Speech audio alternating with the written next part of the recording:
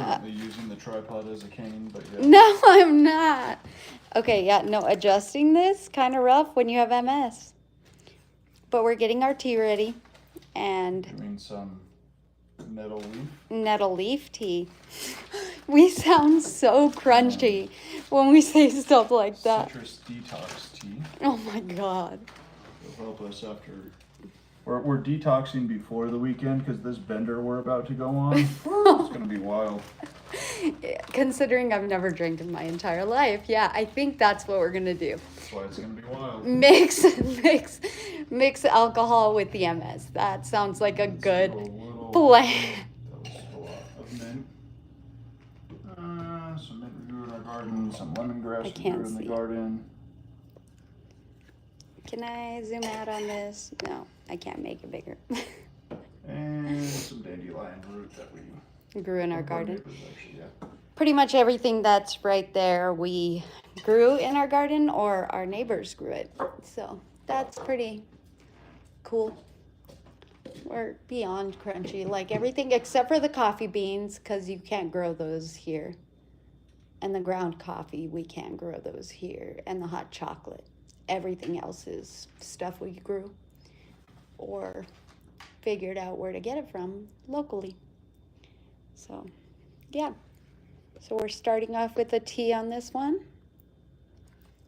showing you how we are in action when we're doing stuff. For our tableside chat. Yeah, I'm gonna go fix the table. Talk. I'm gonna go fix the table to make it aesthetic here. And do it. Huh? Do it. Thanks. Do you want the fire on your side or on the fire on my side? No, I don't care. Which one? Yeah. Choose one. First one. I don't know what I said. No. That was a whole 5 minutes ago. Well, I wasn't listening. In front of you or in front of me? In front of me. Okay. Is that all my water? Guess that'll be good. Good pot. Technically, it's not tea, because tea has to come from the tea plant. Technically, this is just a hot herbal drink. Oh, Mm-hmm. nice. I'm putting that in the middle. Oh, my lighter that I literally spent weeks looking for. Where did I put it? It's fun. I was going to say I can light it, but probably not. Let's not do that. Okay, hold on. Let me move. Let me get safe so I don't fall. Yeah, do you need help? No, I'm good. Okay. I'm just going to rotate the camera. Can you go around? Yep. Nice. So we're getting over here. Let me adjust. I'm going to keep kicking this thing if I don't stop. You bring the honey over. Thank you. And get a little bit of creme. I think that's a little centered. I can't tell. We'll fix it in the after editing. It's alive. You're not editing it. I know I'm not. I know I'm live. This is probably not the best to do lives like this, but here we are. You guys are living with us currently. Unfortunate. No, it's fine. Okay, what side am I going on? I thought that's it. Okay. Because that's kind of the... Can you see me on the camera? I'm good. No, I'm good. Right now, yeah, you can see your elbow. No, I'm trying to see right here. I'm going to go on this side. Okay. So I can go that way. Okay. Thank you. I can't. Pretty much, I mean, this is a live reel, or video, this is literally what I currently look like whenever we're doing stuff. Gonna see. No, I'm good. No, I was gonna yeet it, because I was like, let's yeet it out of the camera. Okay. Well, let me do the yeeting and you No. do the sitting. No, I'm not gonna watch.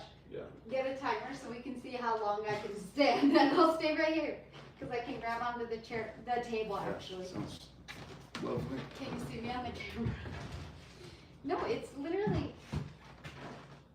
Yes, you can see it on the camera. That's how you set up the camera. Oh, no, I'm just saying we're giving your grandma an update on everything going on. Yes. So, to start off, this was an update for grandma. You ever fun? Yes. Set a timer to see how long I can stand. I was standing at 4 seconds for the last few weeks, but that medicine they got me on a few weeks ago, it's starting to work. The steroids? Mm-hmm. Steroids are done working. All right. Maybe a lot. I got a timer. You ready? Yeah. 3, 2, 1, stand. Yeah, I can stand. I just can't walk. Without falling over. You're looking a little Yeah, I wobbly. know. I'm getting there. Okay, I'm done. Hey, that was 14 seconds. Nice. It was probably less because that was rough. Well, I'm there. I was gonna say you want to work with my OCD and see if that's fires centered, or we can. I feel like the tea should go on your side because I can't pour it, and we shouldn't be adjusting all of this during a live. Yep. Here we are. Anyways, so what are we doing right now? We're picking up rough right now. What do you have, chopsticks? But to stir the cream and honey in, You know I have an actual like I tea. use chopsticks. Oh, I have little teaspoons for this. I have chopsticks for this. Okay. Anyways, So I'm Frank, and I'm Abby. and together we are, I don't know if they can see it, but They Friday should have Farm. fixed it. Amazing. It's Friday Farm back there. Guys, Frank and Abby and shit. Try names. again. No. Try again because I'm gonna edit it as a video afterwards. There's a Okay. reason I ask you to do stuff for the future. Hi, I'm Frank, And I'm Abby. and together we're Frabby Farm. Oh, cut to intro. Okay. No, we did the kitchen Kitchen tour. tour that updated the Great Clutter Clear Out from last year, Something like that. and we updated it, and not much has changed. So we were gonna go around doing the same thing, and I was like, why are we gonna show them the house that has not changed since the Great Clutter Clear Out? So I was like, that's probably not the best use of my time right now. So we figured we would sit down because we keep getting a lot of questions about a lot of stuff that's going on. Oh, hello. Thank you. Um, I'm checking and- to see if any questions have come in. we have them on, I have a list. But yeah, Frank, What? the camera's tilted. Yeah, anytime I straighten it out, you tell me it's crooked, so I just No. let you straighten it out this time. I didn't And, come, well, it's because I was turning this way, so it got messed up. Do you want me to try to fix it? Yeah, I mean, you're really good. You've mastered Here, doing this. Oh, my doggo. the dog. But yeah, we just figured we would go over You're just gonna see everything. the top of my head up in here. No, you can, are you gonna be able to, okay. That's all it is. Anyways, so I figured we would go over, because we have a lot going on. It's a lot that's been going on over the last few years. And we figured we would just, at this point, we're at a point where it's not really any new things happening, huh? Mhm. Basically, I mean, right now we're in the phase of the year where we're just planning still. I'm getting ready For next year. to order some garden beds. That'll be a future video. We'll see if that works out. We're probably going to try to expand the koi pond this year. Because my kois are still alive, they're thriving. Partially because we like the koi pond, and partially because I need more dirt to fill those beds with, so it's got to come from somewhere. So we're stretching the koi pond too? Yep. That's good to know. So yeah, we have a lot of big plans for the year, but With the house. everything's frozen outside. We just had a week of like negative degree weather Fahrenheit. So yeah, we haven't really been prepping for any of that outside at all because it's just been way too cold. Yeah, thanks, Rob. He's making me topple. We've just been hunkering down, making sure our chickens are warm, making sure our rabbits are warm. Rabbits stay warm really easy. Yeah, literally. Making sure everybody's got plenty of hay and bedding and all that stuff, and keeping the waters de-iced, and that's really been all that's going on. Nothing super exciting. I mean, there still is, like, we have a lot. So that's why I said if we break it down. So tonight we wanted to do kind of a different discussion, and we wanted to talk about the how the Nephilim are the ancestors of Bigfoot. Stop! That's not what we discussed. So no. We're going to do this in a debate style format, and I will be taking the pro side because of course we all know that's true, and Abby will be taking the anti side. So my first question to Abby will be, how long have you been in league with the Antichrist, and when did you sell your soul to Satan? Never, but if you want to put a date on it, when I was born. I don't know, you're so weird. Anyways, in reality, we're actually breaking it down because we've had a lot of questions about what are we doing on this journey. So to start off, we got a lot of you guys from our farming adventures, from the chickens going viral and everybody telling us we were factory farmers, to just random things where they're like, yeah, you can't grow a full garden that can sustain your family in a backyard. So we've had that. Then we went from posting a lot of the farming stuff and all that. Oh, what was that? Oh, it's just the smoke from that. And then from that, we went from the farming stuff to, if you've been following, you know that I actually cured my endometriosis, several years. Well, it's been like 2 years now. Mm-hmm. I got rid of the endometriosis, like, completely. Yes, no. But we did that, and then we,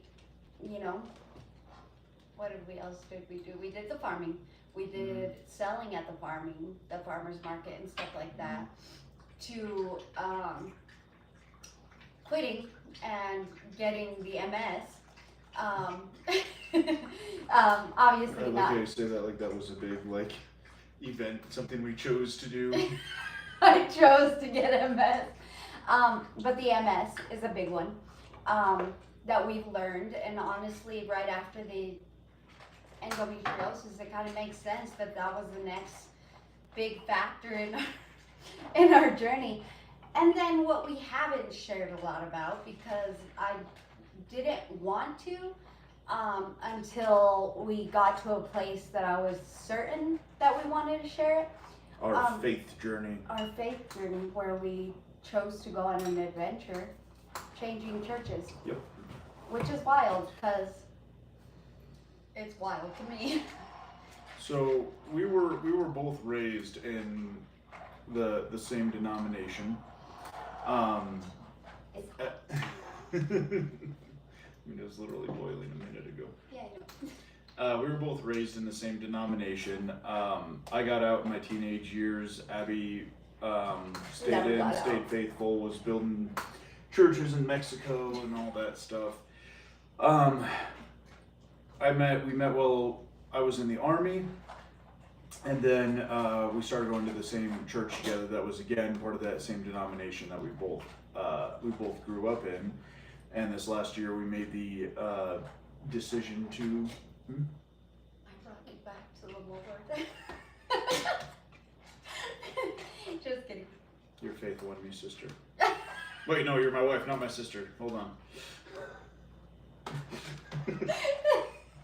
don't like this. This is Gravity Farm Uncut. This is not fun anymore. Saying Alabama, hold on. Love you, Patrick.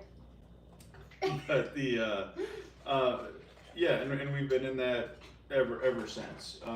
Abby was in that church for 15 plus years. I was there for about 10 years. We did have a few years where I was working up in Denver and we were living in Castle Rock. We still went to that church, but. And it was. We still attended that church on and off. But yeah, basically 10 years for me going there, Yeah. and like 15 for Abby. And then we made the big, Did you say 15 for Abby? yeah, going to that church. Oh. So yeah, My brain isn't mathing right now. Yeah. It's going slow, so MS. but yeah, and then we made the decision last year to 2024. No. Hold on, there's secrets being told. I don't know what time is. Oh yeah. Well, we made the decision last year, is what I'm saying. Oh, yeah. Yeah. I was like, get the timeline straight. So we made the decision last year to leave that church.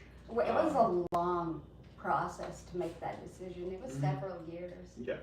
It wasn't a decision that was made lightly. No. It wasn't a decision that was made in haste or anger. We knew that if we made a decision in anger, it would be a decision that we regretted. Yeah. It is something that we fasted about, that we prayed about. A lot. That I didn't eat a lot. Yeah. And that we sought a lot of, that's not for the reason for all the weight loss, but yeah. Imagine. So then I would have it too. Oh. But it was a decision that was sought with a lot of. I found it. One of your hairs. Yeah, I found it. I was like, I'm touching it. I don't know where it's at. It was bridging the gap between the seats. Oh. But yeah, that's had a major impact on our life. Even though it was something that we thought a lot about. Prayed a lot about. It doesn't mean that it's not stressful for us. Yeah. And especially because we're kind of setting out on our own. We have some church ideas that we are looking at. We have some friends that have recommended some stuff to us. So we have some boundaries set that we set yeah, at the we very have some beginning of we have this. some ground rules and all yeah, that. like But there are certain religions and stuff that we won't touch into. I tried Yeah. going to the Church of Science, but you didn't let me. we were driving I have through our that on the downtown list. area, and Abby was like, "Oh, the Church of Christian Scientists. Or Christian Science. They're Christian and they're scientists." And I'm debating how much to say, but for those of you that don't know, the Church of Christian Science is pretty well established as a cult, and they are like, the C word's very inflammatory, both of them, but they're very well known for trying to scientifically document miracles, Yeah, and basically cherry picking their studies and ignoring results that they don't like. And they're structured a lot like a pyramid scheme. And the fact of the matter is that basically once you get into it, if you're on the inside, you go through these courses, which you have to pay someone to go through these courses. We found and so then many you religions can- like that. Yeah, you have to pay someone to go through all these courses, which, like, okay, education costs time and money, but basically all these courses are not educational. It's basically giving you the right to get prayers from people and pray for them in your Christian Science way. And then you can find all sorts of like Christian Science ministers that will, pray for your miracle for the low price of $79.99. Like, it's. Anyway, stop attacking them because I don't want to make anybody mad. I'm just saying that's why we didn't choose that one. Yeah. Specifically the one we drove past and we knew a lot more about them. But yeah, so it's been a long journey. So farming led to weight loss, led to setting up over the years, our little homestead, our backyard homestead. Homestead in the burbs. Yeah. Leading to getting to a point where we were pretty established to the church. I don't want to say church hopping, but that's the best way to describe it. Yeah, I mean, I like that better than church hopping, because when you say church hopping, it sounds flaky, like it sounds non-committal, like Thanks. But it sounds like you're not going to settle down. You're just going to circle around a few different churches you like and go when you feel like it. We're church shopping, and it's a intentional process. Yeah. It's not something that's completely unguided. It's not something we're doing without a plan. We're not just jumping from place to place to place. Yeah. We're going out. We have specific things in mind that we're looking for. Yeah. And when we find that church, we'll settle. Yeah. I mean, there's certain rules that make sense once you factor in our history. So one of my rules was that I could not go to a church that was more than 20 minutes, because I grew up driving an hour and a half to the church we used to go to back when I was little. And it was just so much on my family, and you could not make an actual difference with the people around you, because you're supposed to, according to the Bible, you're supposed to love your neighbor. Yeah, but if you're which is hard when you don't live near. Yeah, when you're constantly leaving your neighbors. Yeah. So And I like, yes, personally did you not. can still have an impact on the neighbors Yeah. where you live, but then if you're trying to build a church community as well, it's extremely difficult to convince anyone else to make the same sacrifice that you're making Yeah. to, wake up an hour and a half before church starts, or not even. Wake up like 3 hours before church starts so you can get everything ready, drive the hour and a half, and then and it's also hard to have an impact on the area that the church is located in if you're driving too far, because when you have to make that sacrifice every time you go to that church, it makes it much less likely that you'll be available. If your church is 10 minutes down the road and somebody just calls you and is like, hey, we got this thing coming on, we didn't see this coming, but can you come help us out? It's way easier when they're 10 minutes away to say, yeah, I'll be right there, than when they're an hour and a half away. Yeah. So that it really like limits your involvement with your church and bringing people to your church from your neighborhood. So. Yeah, that was a big one for me, because I grew up and my parents, helped me survive. My mom and dad made the sacrifice at the time to do that, and so we actually did make a difference. I still have tons of friends that live there that I love, and we did as much as we could and stuff like that. But it's unnecessarily hard doing it that way. Yes, yeah. So Especially that's when, my big rule. We were looking up the numbers, and there's 250 something churches. Oh my gosh, And it was 220. It's up to 240 now. Just in our Springs. Yeah, just in our town. Yeah. So it's much more difficult to justify driving that far when you're like, if I have 250 options to shop from, you'd think I'd be able to find something closer in those boundaries, So that was a big one. and if you can't, that's something's up at that point. Either something's very, very wrong with your city, or something's very, very wrong with you. So we'll find out what's wrong with us, I guess. I don't know. We're crazy. But yeah, so that was a big one. That's a big move that we did, and factoring in all those was wild. And it was, we didn't bite off more than we could chew. We bit this entire, what we talked about, over the span of 6 years, I think, that we did that. Something like that, yeah. Because the farming started when we got this house, so that would have been On a 6 years ago. small scale, it started when we got this house. Yeah. It was 3 years ago, I think, that we started actually raising chickens, large numbers of chickens. So we could sell them. Yeah. On rented pasture, and then at the end of that, that's where we ended up now. Where we're currently at is church shopping. Yep, church shopping. But yeah, so we wanted to give you a little update on that, because it just, I feel like it's relevant. Yeah. So. I know it's a farm channel. Everyone wants to just see chickens and leave, but it's also our lives. And we're gonna do what we want with the channel. So it is what it is, and this our faith is something that's important to us. So that's something that we share. If you're factoring in what led to farming, it was actually the animals. Because at that point, if you start intertwining and building the puzzle that this is. Let's see if we have comments yet. Okay. If not, I have some set by. Actually, no, I don't know how to do that on there. You can, I can get it.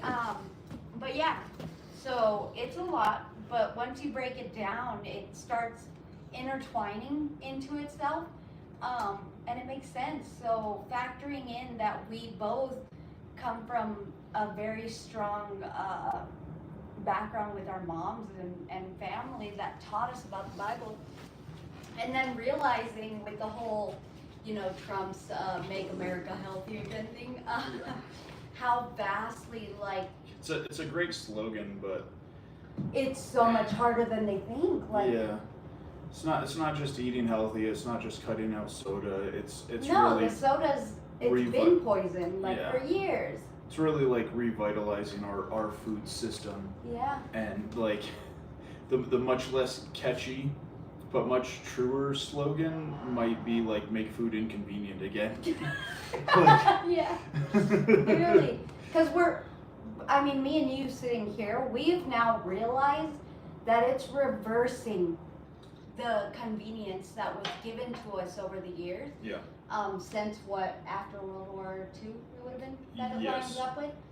So so food enrichment in America, the enrichment of wheat and all that started in the early 1900s.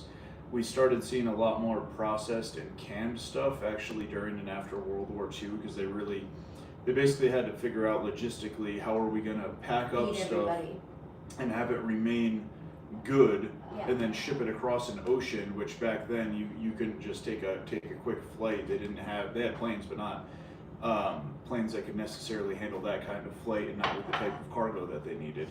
So everything was going over on boats. It was 3 to 6 weeks depending on conditions. Months for a round trip, to Europe and back. So that's when they started packaging and preserving all this food. It was good. It kept a lot of people Yeah. from starving at that point. Right. And that was a pretty major shift, because prior to that you didn't really have food preservation. If you wanted to preserve something, you dried it out, Yeah. like hardtack. But after No, you that, literally dehydrate stuff and it kept forever. that's what drying it out means. Oh, that's what the Chinese do. Anyway. Now that we know that Abby doesn't know what dehydration is. My brain, MS. She has lesions in her brain. But it takes me a sec to catch up. after that, Leave me food alone. manufacturers started figuring out that if they can can stuff and load it with preservatives and leave it on a shelf, it's shelf stable for years and years. It makes their supply chains go a lot smoother. They don't have to worry about getting things fresh and selling everything and all that.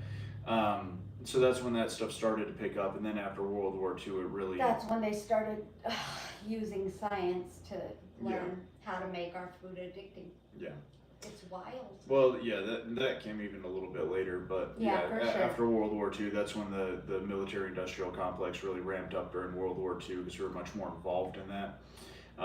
And we started seeing a lot more canned food. That's when we started seeing like a lot more instant meals, just add water, all that stuff. They started figuring out how to scientifically test all these chemicals and determine what was safe and what wasn't. But the byproduct is that they started. Around that time, they started selling different freezers and stuff like that too, that were more convenient. Yeah, and refrigeration's then another big one. Is a big one, yeah. And then teaching or selling different items like the washer machine, and how it was going to make your life so much more convenient as a woman, so that you could do more and be able to go do what the man does and do more and stuff like that by not having to wash laundry. Then microwaves came a little later than that, and it helped with the whole microwavable instant food. Yeah. It's so sad. But that big push for convenience and the popularity of those items is what really led to the decline of. Yeah, you want to be up here, huh? You have a bigger laugh. I know. No, stop it. That's what really led to the decline of healthy food in America, because people weren't sitting around cooking a meal and eating together. They were warming up TV dinners and. Yeah, so you not only broke like the health of food and the quality of food, you broke what would it be called, like the family dynamic. Yeah. Which is really sad. Yep. So here we are, years after researching all this, that like we wanted to have a kid, and that's kind of where it started, huh? Mm-hmm. In Castle Rock, where we really wanted to have a kid, and 2 years in, I was like, yeah, no, we're ready. Let's go. Yeah. And we started trying to look for doctors to help us up there. I went through 5 doctors, I think, up there. They were really wise and kept trying to give me birth control. And so at the very beginning of our marriage, the first 2 years, I listened and took the. That was only like a year. It was only like a year, huh? Yeah. The birth control, and then I was like, no, we're ready for kids. Let's do it. And here we are. Yep. With the dog. So the good thing for anybody that's listening. He's not ours. I mean, he's ours, but he's not ours. So if you add that in or whatever, you're like, okay, so this is starting to puzzle together really well. Mm-hmm. The kids thing, I think that was a big one, is trying to figure out the endometriosis, Yep. not getting any good doctors, moving to Springs, getting more doctors that kept getting me blood work and all that done and couldn't figure it out. And I was like, okay. We have one doctor that still calls her to this day to get a. Oh my goodness. They want a pap smear. And I'm like, no, I literally have never smoked, never drank. We've never had different sex partners. Like, why that? Like, there's no rational reason for me to need that if I have no risk. Yeah. So it was wild. She's in like one of the lowest risk factors to where the actual pap smear itself increases her risk of uterine cancer past like basically it's more advantageous for her to not do it than to actually get the test and get the thing that they're checking for. It's ridiculous. Yeah, I think that's what. But that's what they're concerned about. They're not concerned about the period cramps that are so bad that she's curled up like a shrimp on the floor, like crying her eyes out. Taking so much medicine and all that, like it's so bad. They're not concerned about the periods that are like, you know, go 2, 3, 4 months without a period and then have a period for 2 weeks straight that's extremely heavy flow and then have, you know, be off it for a week and then go straight back into it again. Like they're not concerned about that. They want that pap smear. That's all they're worried about. And the birth control. Yeah. So I think that's kind of where we actually started really questioning what the heck was going on. Yeah. And I actually, in one of those moments, I was laying on the floor and I was like, God, what? Like, first of all, I'm a Christian. I'm praying for every miracle I could pray for this. Mm-hmm. I'm praying for like the food I'm eating. I'm praying for everything. Like, what is going on? And so, don't know how religious you are or not, but I was sitting on the floor and I was like, what is wrong? What is wrong with the food? And just a silent, small, still voice was like, eat the food I created and it'll help you fix everything. And I was like, what? That's wild. That's crazy. Don't know who's talking to me right now. But it really did. Am I talking to me? So we started breaking down into food and we started slowly breaking little things. So in Castle Rock, I was buying at natural grocers and Sprouts and stuff and starting to try to shop differently. And little by little, that snowballed into our lifestyle now. Yeah. But well, it kind of it really was a slow snowball, but it really started with like, okay, how do we need to be eating? And that was our question. The author's was like name, but he was like, basically that it broke down to like you should be eating a little bit of meat, a lot of veggies, some fruit, and like no processed stuff. Yeah. And like that's what sounds easy, but in our modern culture, it's harder than you think. That's when it started for you. For me, I was like, okay, what does it mean to eat food that you created versus food that was created by man? Like, what does that mean? So it was a lot, but it did. I mean, it brings to mind that verse where Peter's having a vision and the sheet descends from heaven, and God's like, don't call what I've created unclean. Yeah. And at that point, I've had this conversation with a lot of people. If you're using that argument, could you technically reverse that? And could you not call what God did not create clean? Could you actually try to justifiably say that this processed meal I'm eating was created by God? And like that was a big one that started like turning the wheels in our head, that I was like, wow, I don't think I can. Like that's been a big thing. That was a big thing that we grew up with, that like if you prayed for your food, it was good to go. Yeah. And I was like, yeah, I theoretically should be able to do that, but I had endometriosis, and here we are several years from that. Like I think that would have been 2 years ago that I've gotten rid of it all, not by doing anything, taking any medication, doing any of that, literally going back to what God created, and my body healed itself using what God created for us to eat and my body the way God created it. Like, it's wild. And now we got this MS, and you know we traded endometriosis for MS. It's a zero-sum game with these No. healing. You know, as soon as your body heals one thing, something else pops out. No. I mean, there is something to that, though, as Look, far as like mentally, your body felt safe enough to express the symptoms that were underlying all along. Yeah. And then that's a big thing. There's a lot of research behind that. You're able to actually express that and be like, okay, now we can address the next issue. Yeah, your body is like, okay, you can go to the next danger or whatever. Yeah. But what is it? Somebody asked us. They were like, "Well, do you think the now we're going into questions. do you think the MS has anything to do with the fact that what was it, like, rebelled against your authority? No. Rebelled against God or something?" She said, referring to us leaving our church. She said it very politely, and I understood where she was coming from, because it's what I grew up thinking too, was that is the MS a direct correlation to you being out of the will of God? Oh, okay. That's how she phrased it. And I'm like, well, let's back it up a little bit, because I've been studying what the will of God actually means for a very long time, because I've been trying to have babies. But yeah, no, that's where it came from. And like, it's kind of sad. Like, it really does. It always brings it back to the story of Job. That's the one that comforts me, is the story of Job, because it's so deep.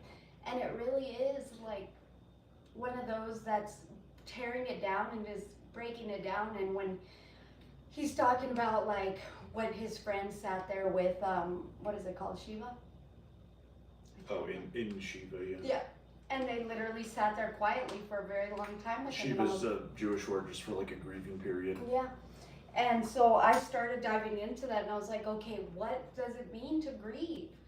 Because it always cracks me up, because everyone's like, oh, those are such bad friends. They sat with Job for 7 days and they didn't say anything. And I'm like, I would love some friends that would just sit down and shut up and just be with me for a while. Like, that would be primo. I mean, when you start diving into all the miracles that were in the Bible and stuff like that, you start bringing up people like Elijah, where he literally ran to the woods and went into a cave. And he just stayed in the cave eating. The angel of the Lord brought him basically hot cakes or pancakes, and let him take a nap, and he was chill after that. Yeah. Yeah, and I mean, the Bible doesn't talk about it, but he was in that cave for a very long time. Yeah. And like, once you start diving into... it does talk about it. That's how we know about it. I mean, yeah. I mean, it doesn't specifically say like... Book of Job. But yeah, and then it doesn't bringing up miracles that happened over time. You don't think about it in this modern status where you're like, the big one I read, I was like, infertility. Is it in the Bible? How long did it last? Like, how hard was it? They are so long. They were so long. They were so hard. They were so like, they broke those women, and I'm like, it's so sad. Sarah was what, 90 something when she had Isaac, and Elizabeth was infertile for years. Until she literally, at that point, when she was old, like very old. A lot of infertility issues, but. And her husband was blind, or not blind, mute at that point. And until they got a baby, so how long did her husband stay mute? Right. That until they had a baby. 9 months. That's usually how long it takes. No. Yeah, but yeah, so she literally went through infertility. Yeah. Well, Rachel, was it Rachel? I think so. Rachel and Leah, yeah, Rachel. And she literally fought with everybody around, because she's like, why is she getting pregnant? Why am I not? And like, then you have Hannah? Is it Hannah? Yeah. Usually I'm pretty good about this, but the MS Your lesions. slows the thinking. It's the legions of demons. But yeah, Hannah literally spent all that time praying in the church, and I'm like, reading those stories, I'm like, wow.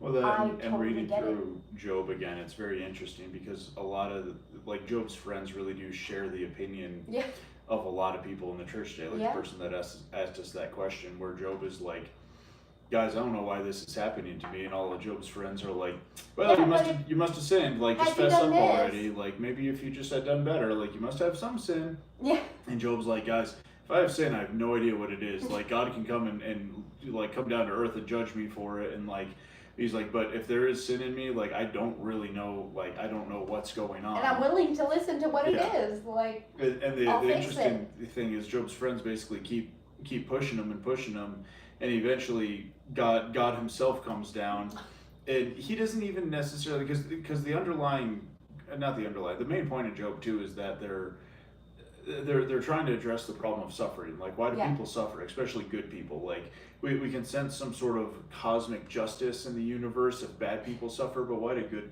no, I got this. Keep going. Yeah, I can see that. Leave me alone. But why do good people suffer? Like, that doesn't make a whole lot of sense to us intuitively. And so I was trying to answer this question, and Job's answer is basically the Lord gives and the Lord takes away. Blessed be the name of the Lord. And Job's friends are like, well, you must have done something to deserve it. And God comes down and he doesn't really give any answers to any of the questions. No.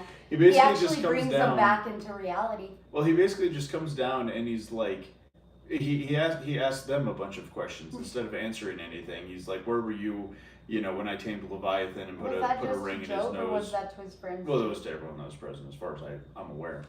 Yeah, it was to I'm gonna everyone. Google it. I thought it was just Job. No, because he addresses Job's friends Oh. at the end.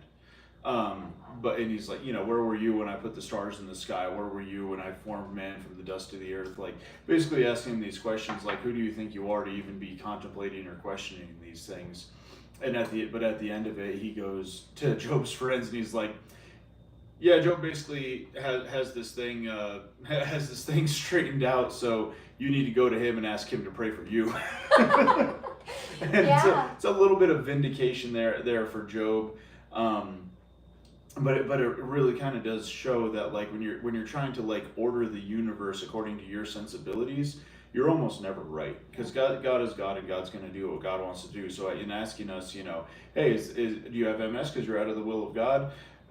Well, here's the thing: is What there's is the tons will of of people. God? Well, not only that, it's not only the fact that, like, unless God or an angel comes to you and tells you what the will is or what you're supposed to be doing, it's very hard to. I know there's tons of courses out there on how to know if God's talking to you and all that, but the fact of the matter is, if you read the Bible, God talks to very, very, very few people. Yeah. Yeah. And, like, it happens all the time in the Bible, but that's because it's such a rare, like, there's millions and millions of people living back then. You have, like, a couple dozen people recorded in the Bible that God actually talked to. Yeah. So the vast majority of humans throughout history, God never talked to them. Yeah. So, but basically, what? I was gonna tell you to go check the Comments? live. Oh, yeah. No, the live. But basically, saying, oh, do you think this happened because you're out of the will of God? Well, I mean, I can answer that one. 'Cause the it will was of God directly is to me. the will of God is to love God and love people, and we're doing that to the best of our ability. Yep. And on top of that, Okay, go and check the live, and I'll answer the question that was asked to me. But I'm just Anyway. making sure if we had anything. So yeah, breaking it down to the question. Honestly, we've dove in very deep into what the will of God means, what it is, and stuff like that. And when you look at the people like Job that went through all that, it wasn't that he was out of the will of God. At that point, God trusted Job so much so that he knew that Job was not going to go forsake God. we're suffering because we're in the will of God. But yeah, his wife was even like, curse God and die. I literally have gotten to those places where I'm like, yeah, It's a just woman with a good head on her shoulders. I'm like, curse God and die. Like, if you can end suffering like that, do that. But there are so many cases in the Bible that God let us go through difficult situations to glorify his name and what he is doing for us. What was that one guy that God let be, like, tortured for days on end and they actually killed him? Gosh, I'm trying to remember his name. I don't know. No, I'm trying to remember. They, like, ripped out his beard and punched him and beat him with whips. Stop bringing it up. They nailed him to a tree. You know who I'm talking about? The Lord Jesus Christ. Yeah, that's the one. Google it. Flipping heavy. I don't get jokes. But yeah, I mean, at that point was God himself, like, in the flesh. Like, was he out of the will of God when Truly he God was, and truly man. when he was literally going through all those heartaches and stuff in life? Yeah. Was God out of the will of God when he was suffering? So the hard questions we need to be asking ourselves. No, we don't. No, we don't. But yeah, so that kind of wraps it up and shares everything that like wraps up intertwines into itself. Ralph is He's struggling. his legs are just hanging He's off. like, I want to be under her, but she's not chunky enough to No, hold me stop. like That's you. gross. You're not chunky. Your legs are just spread apart way wider. I'm like than mine. twice the size of you because I'm like a foot taller than you and Yeah, it's true. So But yeah, it's kind of fascinating, and I'm hoping that we can get to a place where we can actually start sharing this information for people that don't have the luxury that we have had to literally